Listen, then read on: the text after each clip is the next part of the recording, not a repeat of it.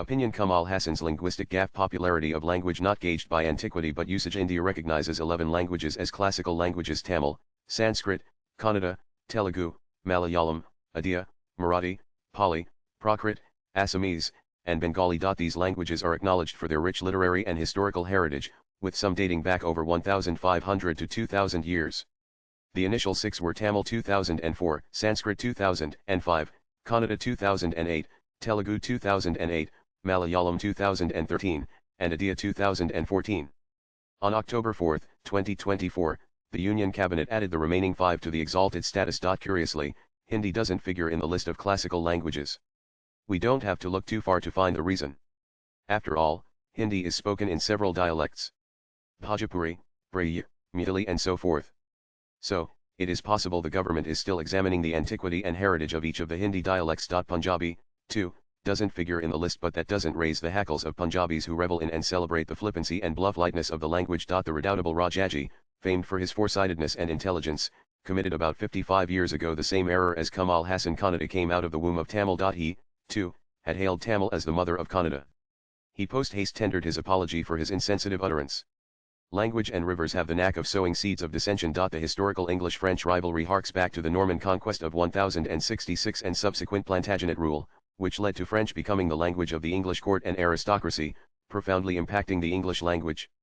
This influence, while substantial, also fostered a sense of national identity that stood away from the French, contributing to a rivalry that extended beyond language. When one thinks dispassionately, the debate over superiority of a particular language smacks of wastefulness and futility.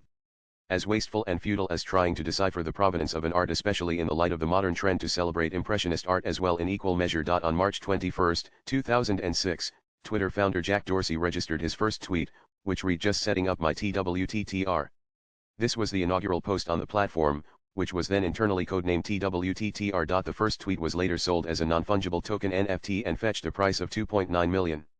To the art purists, NFT may be the ultimate in the dumbing down of art. Be that as it may. The point is, language and art are no longer tested on the touchstone of antiquity and provenance. Coming back to Hasan's seeming gaffe, well, he might have done it deliberately to cozy up to the present ruling dispensation in Tamil Nadu.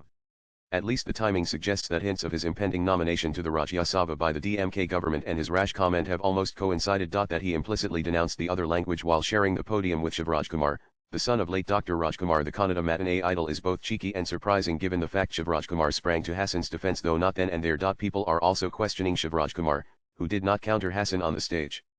They argue that Kannada is an independent Dravidian language like Tamil and other languages. Maybe he was overawed by the seniority and popularity of the thespian. Logographic and hieroglyphs languages may mystify those not familiar with their scripts, but each letter conveys a special meaning in a manner of picture storybooks that makes them superior in the eyes of those who have adopted them. What is important is that languages and dialects are unique to the defined ethnic groups. To the credit of English, it must be granted that it is the only language that is the language of science, commerce, and international travel. Spanish and French, despite their colonial links, have remained confined to certain geographical segments. Truth be told, except English, all other languages have remained local by and large, albeit rich with their unique cultural impressions.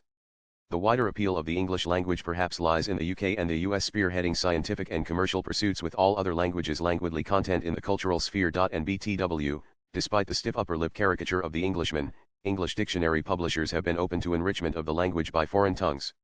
Guru and catamaran are just two of the Indian words adopted with alacrity by the English dictionaries, uninhibited and unmarred by narrow considerations. Swipe left for next video. Despite its rivalry with French, English has borrowed loanwords from French like savoir-faire. Ditto for German. The writer is a senior columnist. His X account is Smerlid Haran. Views expressed in the above piece are personal and solely those of the author. They do not necessarily reflect News 18's views. Latest blogs.